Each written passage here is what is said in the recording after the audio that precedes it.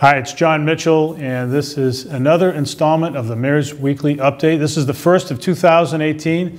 Happy New Year, everyone. We've gotten off to a fast start. I was inaugurated earlier this week and gave my inaugural address on a very cold night at the Zeiterion on Tuesday.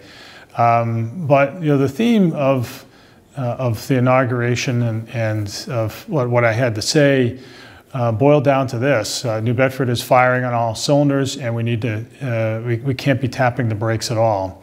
We're a city that's growing, and we have to continue to think strategically about our future.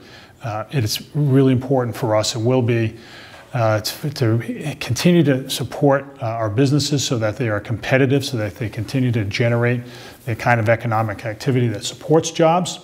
And then especially in the port, which is our primary economic asset. And then secondly, we will do very well by doing everything we can to elevate the city's quality of life. Being a really nice place to live in is a good strategy for our city and also a goal unto itself. So this week we had 3 press conferences, and the purpose of those was to highlight just the simple fact that we are proceeding along those lines, and we're not tapping the brakes, we're not wasting any time, there's no slowing down.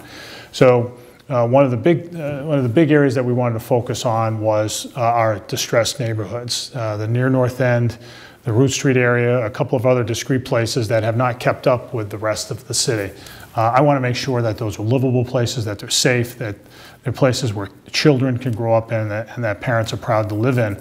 But we've got our work cut out for us. So the first initiative that I announced with the City Council was to put cameras up in certain of those neighborhoods to help us not only solve crime, but also to deter it before it happens. In too many of those neighborhoods, we have found that our work is cut out for us, and we want to make sure that we're doing right by those folks, because all the other things that we want to do in those neighborhoods are contingent upon our making them more safe and feeling safe. So cameras can help out a lot, because there's just such a powerful way.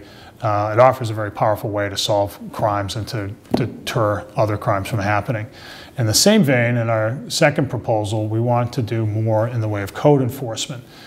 We've come a long way in enforcing the code in our most distressed neighborhoods, and these are typically former tenement or current tenement neighborhoods where owner occupancy of houses has dropped a great deal. It's no longer the norm that people living in certain of those neighborhoods have family members living up and down from them.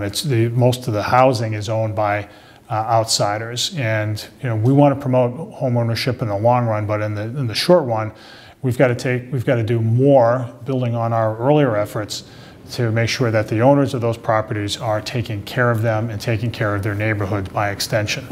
So we're beefing up our code to make sure that they do that by enhancing the so-called problem property ordinance, enhancing the so-called clean and lean ordinance, which requires property owners where there's big messes around the house to clean them up properly, and to make sure that everybody knows who owns a house by requiring property owners to actually put their name, address, and phone number in a common area, so that tenants and code enforcement folks alike know whom to call and know who's responsible for the property.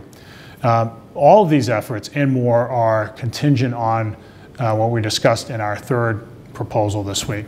City taxpayers have been put upon in the last few years because of the growth of certain items: healthcare, pensions, and charter schools. And while pensions and charter schools are hard to deal with because they are state mandates, we've got to pay what the state requires us to pay.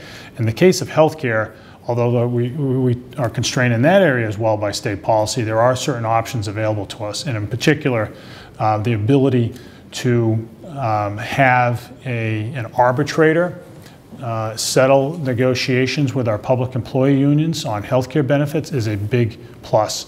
And we've got to do it because our healthcare costs are crowding out everything else. It's crowding out our other services, and imposing on taxpayers. For everybody who believes that taxes are too high in the city, and I am one of them, we've got to deal with health care. Other communities have dealt with it by adopting this provision that I just described. It's called Section 21 of the Massachusetts Healthcare Reform Law that allows a city to go to an arbitrator to settle the differences between the union and the city on the terms of healthcare plans. It all gets complicated, but the bottom line is healthcare is really expensive, and we've got to do something different. Other communities, in fact, most of the communities in the state have adopted this provision.